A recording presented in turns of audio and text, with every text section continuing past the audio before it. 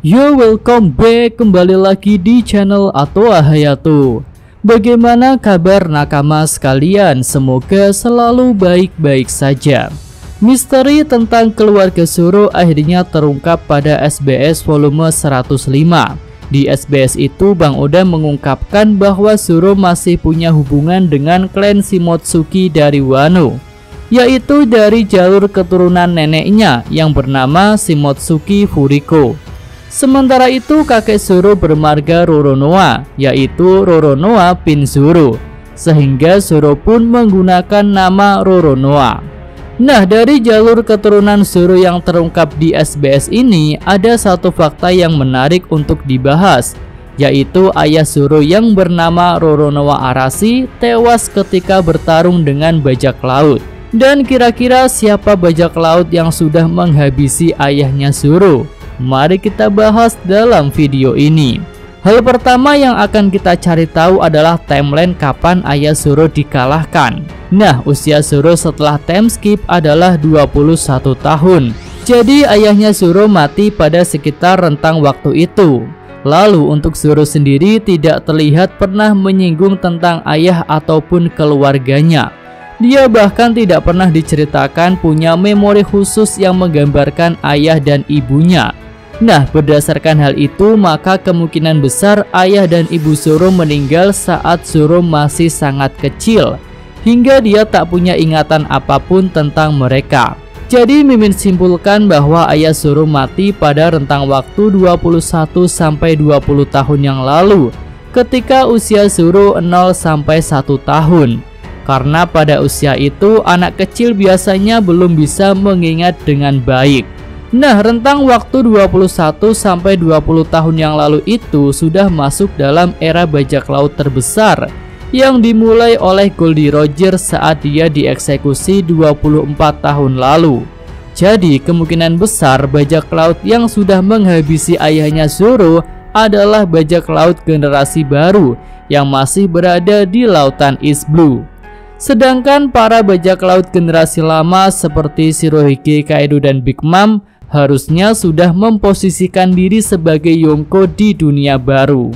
Nah, ketika eksekusi Roger 24 tahun lalu itu, beberapa bajak laut generasi baru dimunculkan, seperti Moria, Doflamingo, Crocodile, dan juga Mihawk.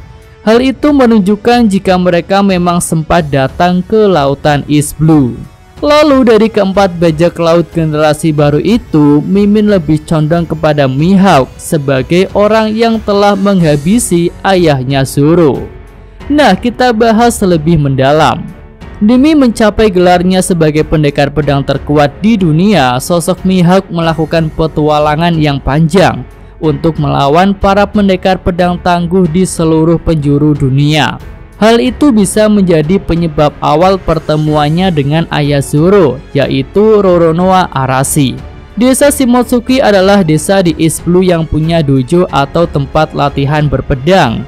Dan biasanya jika ingin menantang pendekar pedang tangguh, maka dojo adalah salah satu tempat yang sering dikunjungi.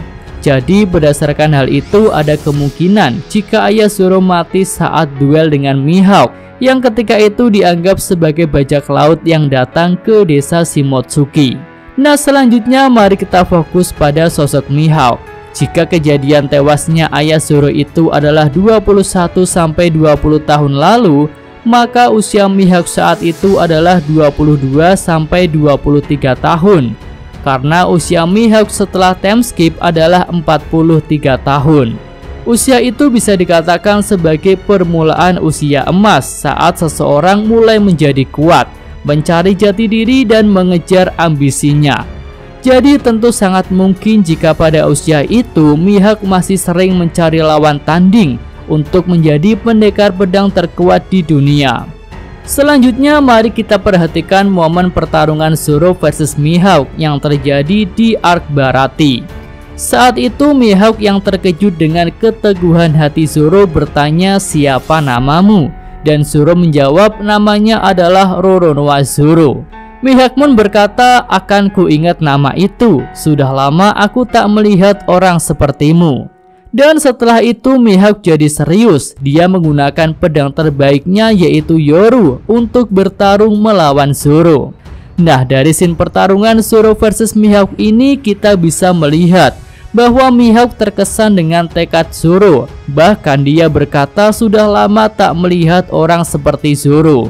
Hal itu bisa menunjukkan jika dulu Mihawk pernah bertarung dengan seseorang yang punya tekad sama seperti itu. Dan bisa jadi itu adalah ayahnya Zoro, Roronoa Arashi. Karena kenekatannya dalam bertarung, Arashi jadi kehilangan nyawa saat duel dengan Mihawk. Nah, saat melihat sosok Zoro yang nekat seperti Arashi, Mihawk tidak mau mengulangi kesalahannya dengan menghabisi lawan duelnya itu. Dia pun terlihat sengaja tidak menghabisi Zoro dengan tebasan pedang Yorunya. Padahal jika melihat perbedaan kekuatan mereka saat itu, tentu Mihawk akan sangat bisa untuk menghabisi Zoro. Lalu setelah menjatuhkan Zoro, Mihawk malah memberikan semangat dan tujuan hidup kepada pendekar pedang kru topi jerami itu, yaitu untuk jadi lebih kuat agar bisa melampaui dirinya dan menjadi pendekar pedang nomor 1 di dunia. Rasanya hal itu bisa nyambung jika Mihawk punya kesan yang sama saat bertarung dengan ayahnya Zoro. Tapi karena saat itu Mihawk masih muda dan punya ambisi yang besar, maka dia tak bisa menahan diri. Lalu teori ini juga bisa menjadi salah satu dasar mengapa Mihawk memutuskan untuk menerima Zoro sebagai muridnya saat masa time skip sedang berlangsung. Alasan pertamanya bisa memang karena Mihawk melihat bakat yang luar biasa dari Zoro yang akan bisa menjadi lawan tandingnya di masa depan. Dan alasan kedua mungkin juga karena rasa bersalah dan rasa tanggung jawab karena Mihawk telah menghabisi ayahnya Zoro. Lalu menurut Mimin, seandainya Mihawk memang telah menghabisi ayahnya, Zoro tetap tidak akan membenci atau ingin balas dendam. Karena bisa jadi ayah Zoro memang tewas dalam duel 1 lawan 1 yang adil. Jadi pendekar pedang dari kru Yonko topi jerami itu akan tetap pada tujuan utamanya, yaitu untuk mengalahkan Mihawk dan menjadi pendekar pedang nomor 1 di dunia. Oke, itu aja pembahasan untuk video kali ini ya. Jika ada tambahan, saran dan komentar bisa tulis pada kolom komentar. Yosa Mimin Atwa Hayato. Terima kasih. Iya, sampai di sini aja video kali ini. Semoga nakama sekalian menyukainya. Terima kasih udah nonton. Jangan lupa kasih like dan subscribe channel Atwa Hayato. Yo.